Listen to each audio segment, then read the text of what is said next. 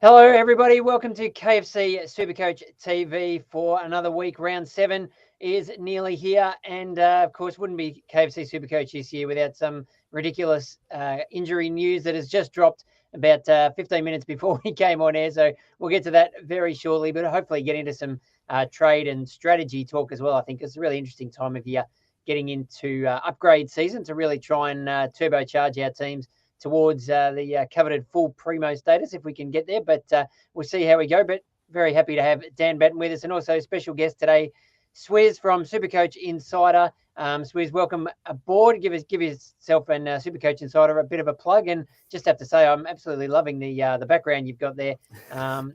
Give us, I think, 3 Tigers on the show for today. Yeah, Tiger Talk. I love it. Yeah, Tiger Talk. That's it. The Richmond Footy Club should really be, paying us for this and that. The advertisement we give them each and every week. So no, it's good. The wife actually lets me put that up, even though she's a Bomber supporter. I'm allowed this in my studio. So yeah, SuperCoach Insider 100 for us on Twitter, and we've got the TikTok, YouTube. So like you guys, happy to always sit there and just talk footy. Got a great community and it's growing all the time. So we do appreciate the support of that. And, Ben and Chris do an awesome job up in Queensland and me down here in Victoria. So, we've been doing it for a little while now and just great to talk footy. And how's your team travelling this year? We had you on our pre-season show just on the eve of round 1. I know you were very keen on Will Setterfield as a mid-pricer at that stage, so he might come up in some trade discussions. But overall, how are you tracking in 2023? Yeah, not too bad. It's just it's always little mistakes. On the weekend was horrendous because the 3 trades I brought in all obviously got injured, and Robertson and Touk. So still managed to get out of 2100, which was nice. So I'm currently ranked just 3,700th. So it's pretty good, but what could have been, I think there was week 1 with Laird captain, and then obviously Touk on the weekend. Could have very easily found myself inside the top 1,000, but that's the way it goes. I'd be pretty happy with that. So that'd put you on top of the rankings here. But Dan, you're travelling all right. Not quite, Al. Not quite, Al. I'm narrowly. ahead. Oh, sorry, I'm so changed you there. 2,900. I got a bit lucky, as I've alluded to on the podcast, trading in Marcus Bontempelli instead of Touk Miller and Jordan Dawson. A massive sliding doors moment there, and it was actually with Swizz a couple of weeks ago. We did a live show at Crown at the pub. They're going to be doing a couple more SuperCoach events throughout the year, so stay tuned for that. But they sort of convinced me to trade Setterfield over Hopper in the end. So and that move has worked pretty well with Setterfield. I guess maybe not looking as much as a keeper as we thought, and Hopper ticking along nicely, making an extra 100K. So I owe Swizz some thanks for sure. It's the problem with me. I don't take a lot of my own advice, but I did on that one. So I seem to be good at giving out advice and then completely doing something completely different. But yeah, that was one that I was very proud of, holding onto Hopper and moving Setters on at the right time. Just the only problem things. I upgraded him to already. Yeah, I did. So I traded him to Clary, but it just hasn't worked out exactly the way I would have liked. But I still feel more confident with and happy with Clary in my team than not having him. Yeah, I think that's one of the good discussion points now is, I think ideally you'd want to be trading some of your bench rookies rather than guys who are on the field, but trading sort of a Lockie Cowan's not going to get you very far. So you maybe need to make some tough calls on, whether it's a Will Ashcroft or a Setterfield. Is it worth trading them out now if it can get you someone like Clayton Oliver? And I think that's probably, for me, that would be my sort of verdict would be, if it can get you an Oliver, then I would say yes, but I wouldn't do it just to get Canelio or someone like that who's also a pretty high on the trade radar this week. Would that be a fair result, do you think? Yeah, no, 100%. It's I feel as good as Canelio is, it feels a little side swap there. That, but yeah, if the way I look at it, if I'm moving up for a premium, I want them to be a captain option. And we know Clary can be a VC or captain option. So it's, definitely something that I'm always looking at if I'm trading out a mid-pricer. Yeah, that's something I'll be considering maybe in the next week or two, with Clary's price finally maybe coming down a little bit after he failed to turn up against the Tigers. But we need to get into some breaking news here, which a few of the commenters are already all over it. Dan, have you seen this? What do we make of this news about we've just doubled up on there, but, this is what's come out, that Rory Laird left training early today. Matthew Nicks seems to suggest that he might get picked in the side tonight, but no guarantees at all to play against Collingwood on Sunday. So what's your reaction to this straight off the bat? I guess the immediate reaction is just they play Sunday, obviously. They said they'll have a captain's run. He'll sort of be assessed at the captain's run if he is named tonight. For me, I'm considering a bit of a bold play if he is ruled out for this week. I mean, how often do we see a 1 week calf? Usually it is, 1 turns into 2 or even 3 weeks. You're potentially even trading him down to a guy like De Goey instead of trading down Cowan and using that 100K to lock in Will Day as well, especially with I think Damo from Jock Reynolds is not quite sure about Corey Wagner's job security. I think that's a fair assessment as well. I probably earlier in the week I was pretty bullish on him and he looked pretty good in that Bulldogs game, but I'm not sure how many runners they can have in that Dockers back line, especially when they're leaking points and not going as well. So yeah, and Sam Sturt, the other option isn't that appealing, I don't think, considering he only had the 7 touches in that Bulldogs game. It was pretty lucky to kick a couple of goals. So, yeah, it could be an option to trade Laird, as ridiculous as it sounds. I did a similar thing with Oliver at the end of last year. He only missed about a week or 2, but I traded him to Laird and got that immediate boost. But, yeah, I mean, if it's not too significant and they give us more update, then, yeah, it may just be simply a hold and then a rookie on the field. I think we should be able to hopefully loop a couple of rookies, whether that's, Jimby types or others that, we can use a bit of DPP flexibility to even push a Taranto into the midfield and take Samson Ryan or something like that. That could be an option as well, just to cover him for the 1 week. Yeah, the good thing with Laird is he's the last game of the round, so yeah, it does open up a whole lot of options, and not just for that, but for captaincy, vice captaincy loopholes as well. Would you consider trading Laird, Swizz, if he's out? If I didn't have Took already going, yeah, but it's if they didn't come out and say it's more likely to be a longer term, like 2 or 3 weeks, and then I might even do the double.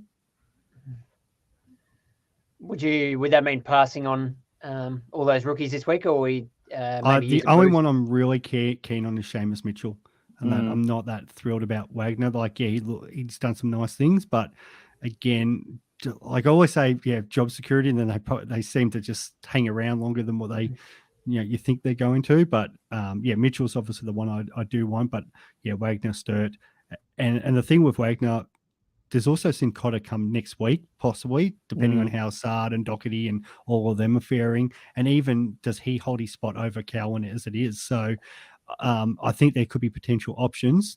Hawthorn looks like they might even announce Weddle coming through. So we might have another defensive option in 2 weeks too. So do I really need to jump at Wagner yet and just sort of wait and see?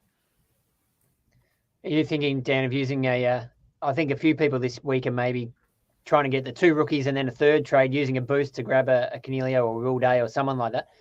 Is that the road you're going down, or would you try and save your boost if you can? No, I think I'm going to be boosting I think Tim's used about all 5 already in the first 5 rounds. He's used 3 at least, I think.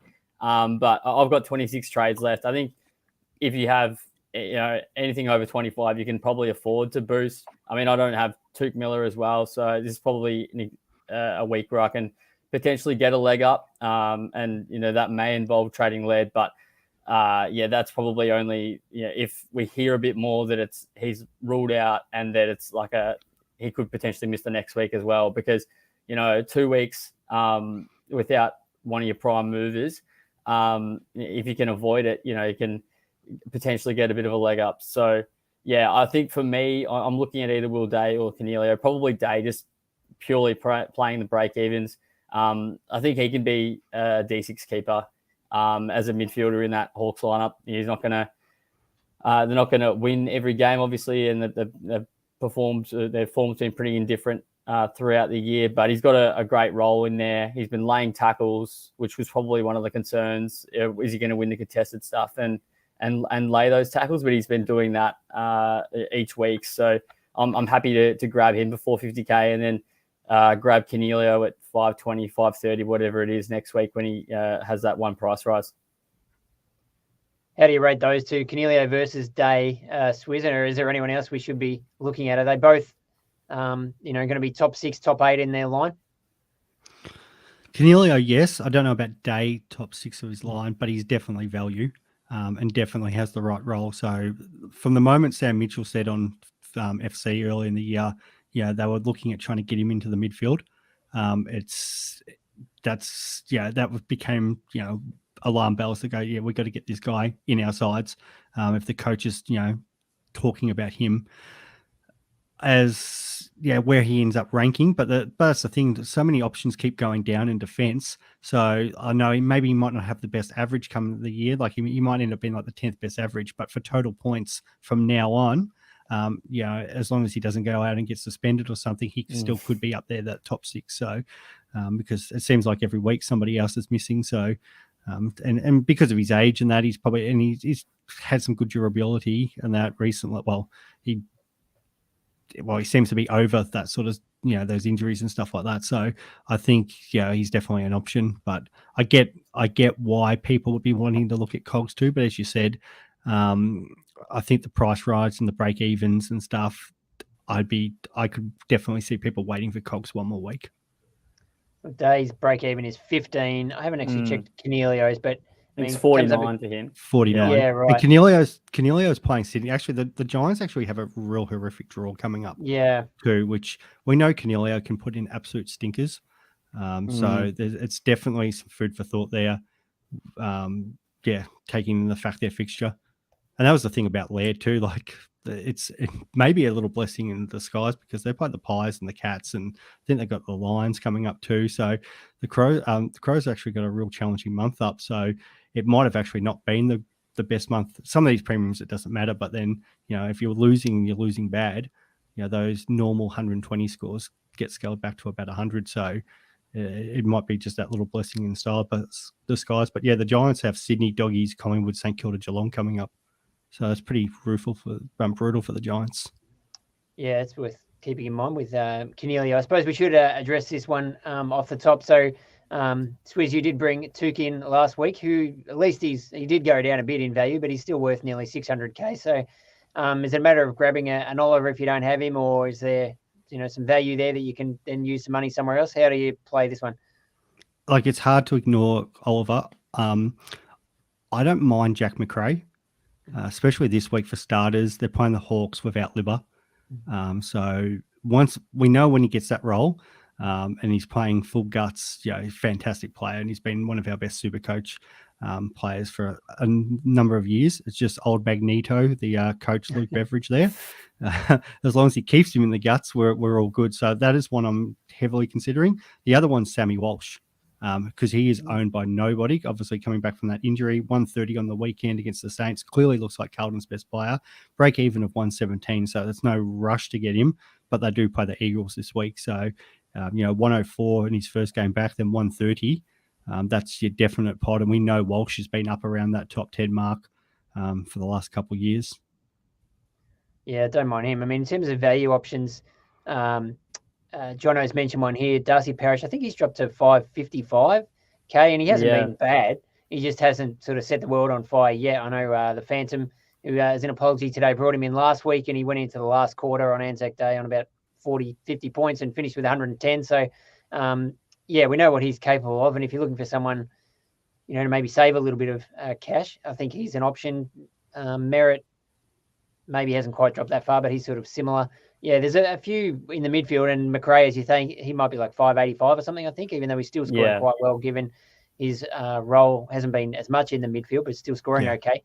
The midfield's tricky because, there's not only, besides Laird, who now under an injury cloud, who, if you ignore round one, he's averaging about 123, and then Oliver and the Bont, I guess. There's a bit of a gap to who else do we really want with Took out of the equation as well, but are you fixing your sort of defense and mid, forward line first, or how do you attack this one, Dan? Yeah, I'm in a different position than most. I mean, my defense has been pretty pretty poor for since the very start. So and that's why I'm looking to potentially get Will Day this week. Just as and I don't have quite the cash to get to a 580k mid at this stage. I think Walsh is a great option as a point of difference. He looks he's just absolutely flying, winning heaps of footy in that Blues midfield, even with Chera and Cripps winning plenty of it. So I think if you've got the cash to get him, he's a really good option. Sarong is also a point of difference pick. And they flashed up a stat during the coverage on Friday night that only Walsh and Sarong, in terms of games over 25 disposals, I think Walsh had a ridiculous streak of about 25, and Sarong was the next best in the comp. So which sort of surprised me, because I thought his form had been a little bit inconsistent even last year, but seems like his possessions are now really corresponding to SuperCoach scores. And I mean, Andy Brayshaw has sort of fell away a bit as well, which I guess has helped, probably due to Sarong's rise. But as I've mentioned a couple of times, Jordan Ngoe is that cheaper option. I think he can 105, 110 this year. He's averaging 111 at the moment. We saw flashes last year and the back end of, I think, the year before where he thrived, and it scores of 130, 84, 122, 107, 116. And he could have gone 170 against the Tigers, as we all know. Watching that game, he kicked about 1 goal 3 or something like that. So, yeah, there's a few options there, and none absolutely cut and dry. But, yeah, Parrish and Merritt as well look like pretty safe bets at their price with their amount of centre bounces. I think Swizz referenced the fixture earlier. Essendon has a pretty good run coming up from memory. I don't know if you've got that in front of you, but I think they're getting an Essendon midfielder in now is probably pretty good timing as well. And another question for you. Oh, yeah, sorry, I was going to say on that, the next 3 weeks is brutal. They got the Cats, Port, and then Port Adelaide and Lions both away, back-to-back away games. And I knew that off by heart because the wife's been telling me about all that this week. But then after that, so Dreamtime, the Eagles, North Melbourne, Carlton, Freo, Adelaide. So even if you can hold off maybe a week or two for Merritt and Parrish, but definitely somebody, especially around those bye times, could be great VC captain options for us.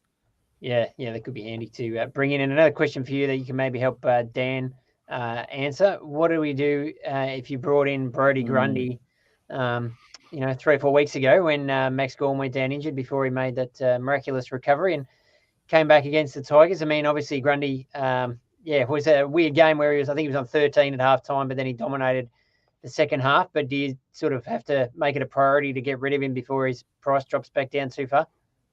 It depends on what you've got going in your side. So if you've avoided some of the rookie carnage that, by not bringing in, say, Roberts last week, or if you're because I think some people still they might have your JVRs and your greens and stuff like that. So you might not be in that rookie damage. And if you're not like us with Touk and Laird to worry about, I know a lot of people in that position are going, okay, what about Grundy? What about Sheasel? So I think you probably do watching that game. Gawn was the main man for starters. And not only that, but when Grundy was in the ruck, he actually got beaten that first half by Samson Ryan. And Samson Ryan played so well. But then as a young body tires, Grundy then did start to come into the game. But so they've got the right draw, Melbourne. It's just, and it's probably one of those things, if it's not urgent, you could probably hold because, they're playing North Melbourne this week. I think they've got another easy game coming up after that. Definitely in this Gold period. Coast. So Gold Coast, maybe that's it. No disrespect to the Suns, but I know obviously Woodsy's been having a few problems and that, so it's you could definitely hold him, but then it's what options do you go on? And I feel for those, well, maybe just the SuperCoach gods who, for those that traded out Sean Darcy after round 2, and he's been on absolute fire, so he's probably the obvious one because he's just smashing it in the ruck. And they've got not just the Lions, but they've got Hawks and Swans coming up the next 2 weeks. And we know Hawthorn with Reeves and the Swans probably with Latham still. Definitely 2 teams that he could dominate in that ruck. His last 4 weeks, 132, 125, 136, 137. So if you're looking for an option for Grundy, it probably is Sean Darcy. Yeah, if you can't get to Tim English. Couple of quick questions to get through, and we'll get to some captaincy talk shortly. But Dan, what's your take on if you've been hanging on to someone who's like an Andy Brayshaw who's been underperforming, hoping they turn the corner? is it sort of too late now and you just have to hang on to them? They've lost too much money, or can you still sort of cut your losses and get out of it? And Bailey Dale, similar scenario. Poor old Joe's got both of them. Yeah, it's. I guess it's never too late, really. But I mean, if Brayshaw's. I think we said this last week on SuperCoach TV. If Brayshaw's form, starts to turn, then everyone's going to jump on him. He's 526k at the moment, break even 136. Scored a 113 against the Lions last year, and comes up against the Hawks the week after. So, I mean, I don't think Brisbane, look what they did with the Giants. Kelly had 40, Canelio close to 40 as well. It could be a similar day for Andy again, and then you're left regretting it. I know it is difficult in these situations, though. You say, oh, one more week, and you just can't.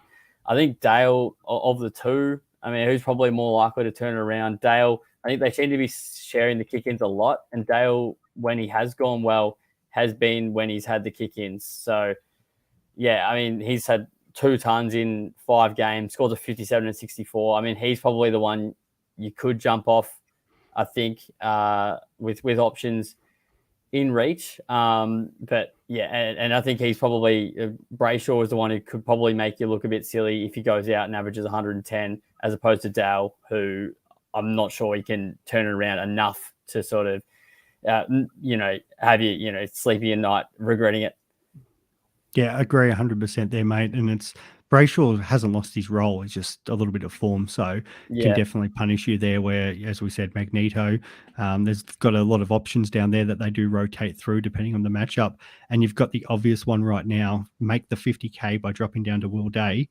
And Will Day definitely looks like a better option than Bailey there. Yeah. Just, it's annoying having to use a trade on something like that when everyone else is sort of trying to upgrade their teams. Just another quick one before we talk captains. Swizz, do you have any worries about Harry Sheasel? He's had one bad game for the season, but playing a lot of time forward, maybe a little bit hurt, a bit underdone going in last week against the Suns. Is that a problem that we're going to have to deal with? I believe it is. And the problem is not just the, obviously, injury that he copped the week before that he was playing through, but it's our mate Aaron Hall back into that defence, and that made him, Clarko looking at it, using him in different options, and that's where Sheasel's gone forward. And they play the D's this week, and it's not a great matchup there for a North Melbourne forward. He's still good enough to score points, but what's the reality there playing against like a Melbourne team who are going to, the thing with like the D's and the Cats and that, because it's not like they've come out and won every game, it's still a bit of foot to the throat trying to get that percentage. You got to make sure you win the game first, but they're not going to let off. So I think this could be another week where Sheasel probably goes maybe 50 or 60 and we start losing that cash, and then everyone's probably going to be looking at trading me out the week after. And if that is the case, do you go a week early? The only problem is what happens if Hall breaks down and they end up putting him back in defence. So like every decision, there's risk and reward, but I think this could be one of those pivotal moments, how early you jump off Sheasel. Break even 99 this week. So he's made so much money, and I think most of us have just thought, well, that's an issue we can worry about at the buys or sometime later in the year, but it might come up pretty quickly. Danny, you confident he can turn it around? I mean, I think some of the people who are looking at trading this week, I think it's a bit ridiculous, honestly. I mean, he's had one bad game. They threw him forward after he was copping a tag from Nick Holman, and he also came into the game not right. I think we got to wait at least a couple of weeks before we trade him. I mean, he was winning possessions at will. I don't think they're going to try and reinvent the wheel with him. I think Hall didn't even start in defence for the Roos on the weekend, or he at least started on the bench. So I think, Hall may move back as well, but I think we need to watch at least a couple of weeks to see how that sort of pans out, considering he could really make you pay. I mean, I think all of us who were traded Dacos last year remember that, he potentially wasn't. He was hitting 60s for a few weeks, and then he ended up averaging 100 for the rest of the year. So I'm willing to stick with Sheasel for at least a few more weeks. I've got way bigger problems in my side than that, I reckon. Yeah, fair. All right, let's get into some captaincy talk. It's Friday night, the footy is on, and your KFC Friday night feast is on its way. Score free delivery on your Friday night footy feast every Friday when ordering through the KFC app or kfc.com.au. It's game on. So looking at Friday night, we've got a big game, the Power and the Saints, obviously at Marvel. Swizz, quickly, any captaincy options there? Or do we is it as simple as Nick Dacos? He's actually projected in KFC SuperCoach to score 166 against the Crows, which is pretty nuts. That's unders, isn't it? Well, it's got to be an option. Like, shout out to the guy behind me on Anzac Day who had Dacos captain and needed him to score about a 130 to get up to his matchup. And I was talking to the guy, and it's just it is becoming that sort of player for people. Go, well, I'm just going to back Dacos in to get the job done. There are some good options this week. The Dogs can't be ignored against the Hawks, especially for your VC option. If you've got the loophole coming after that, it's Bont and English. I think that's at least one way I'm going there, and also Clary against North Melbourne. Like, it's hard not to back against him. So I feel like I'd probably go one into them, but the Dacos option is definitely something to really consider if you've got no other options come the Sunday. Dan, there's a suggestion here, Jono, talking about Lockie Neal. I think he's in your team. Would you consider that? He's been pretty up and down this year. I mean, as the VC, I guess you could sort of trust him, and the Dockers just let Bont run free last week. But yeah, if they do decide to clamp down and Aish goes to him like he went to Laird a couple of weeks ago, yeah, I don't know. I think there's probably better options for the VC. Like, you look at Marcus Bontempelli and Tim English. I think if you've got either of them's a great option for the VC. Clayton Oliver as well up against North Melbourne. Hopefully he's overcome those his illness. He looked to be okay against the Tigers. Still won plenty of the footy, just wasn't using it as well as he might usually. But yeah, and then Nick Dacos on the Sunday. I think I was considering Laird because he does have quite a good record against the Pies, but now that he's out, he looks like a very safe bet for the captaincy. Not confirmed out yet. We get the captain's run tomorrow. Yeah, Laird, true. Could get up, but yeah, it definitely doesn't sound too promising the way Matthew Nicks was talking today. And I think he did actually was asked about Nick Dacos and said that they would send someone to him. So I think there was some suggestion during the week. Maybe Ben Keys is the sort of guy who could try and follow him around. Would that concern you at all, Swizz?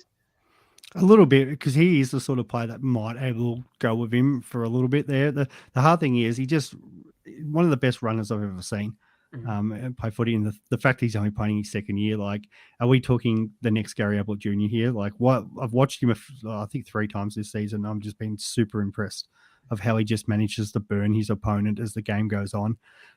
So yeah, I think Keys, it could be a case where maybe Dacos is only on sort of 30-ish at halftime, but he might get himself up to a good score come second half and burn him off as the game goes on. Yeah, no, I think that's a good call. And we've got the Tigers playing Gold Coast on Sunday with no Touk. Fiorini captain? Who? Fiorini. He's going to have I'll give you a quick story there.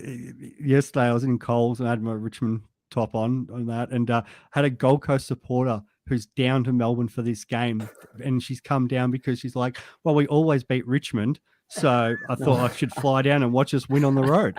I was actually at that game at Marvel. They won, I think it was last year, the year before. Jeremy Sharp absolutely tore us up as a SuperCoach rookie, and yeah, that was a pretty embarrassing loss, that one, with pretty much a full side in. I was there, and then I was there. Didn't he, Dan? Yeah, he did too. I think he kicked a nice little running goal. Yeah, what were you saying, Swizz? I was there last year as well when Anderson kicked the goal after the siren. They've had the wood on us every year. Like, I think I was there for the Carmichael Hunt one. Yeah, it's bad. It's our bogey team of all the teams. They really are. Yeah, they really are. At least I don't have many supporters that give it to us. But if you're a neutral, and you hate Richmond, get along to Marvel and support the Suns and get behind them. Well, there's at least one who's flown down to give it to you. Yeah, at least one. Yeah, all right. Well, that's the Tiger talk's gone downhill there. So we need a win to get our season going, I think. So hopefully, I did notice during the week that Jacob Hopper, his best record against any team is clearly Gold Coast. His last 3 against him, he averages about 130. So probably backs up your call to hang on to him, Dan. And hopefully he has a big one on Sunday. You kind of a backup captaincy option there, Al. Yeah, maybe. That was sneaky one. Samson Ryan C as well. Another option there. We better stop. Yeah, exactly. We could keep going. Thank you, guys. Thanks, everybody, for tuning in. We'll definitely keep an eye on this Rory Laird news. And so I think Simeon Thomas Wilson, our man from the Advertiser, reported that today. And he'll be, I'm sure, down at the captain's run tomorrow to see how Rory pulls up. And all the latest, of course, SuperCoach trade advice is the Phantom's burning questions are online now as well at Advertiser and heraldsun.com.au, Code Sports, and all the usual sites. Did you want to add something there, Dan? Or I was just saying, burning question, where is the Phantom? I mean, it's hit my desk that he might, he's actually in crisis talks at the moment. He couldn't attend. So with SuperCoach crisis talks, he may be done. He may be finished if he can't pull his finger out. So stay tuned for that. There could be some breaking news in the next week or so. Ooh, yeah, right. He's having a tough year, but he's not the only one. It's been pretty rough if you happen to have the wrong captaincy or the wrong, just pick the wrong, those 50-50 calls, like you said, could, make such a massive difference. So a lot of luck does go into it, but hopefully people have a better this weekend. So good luck, everybody, and we'll catch you again next week. And thanks, Wiz, for coming on. Cheers, mate.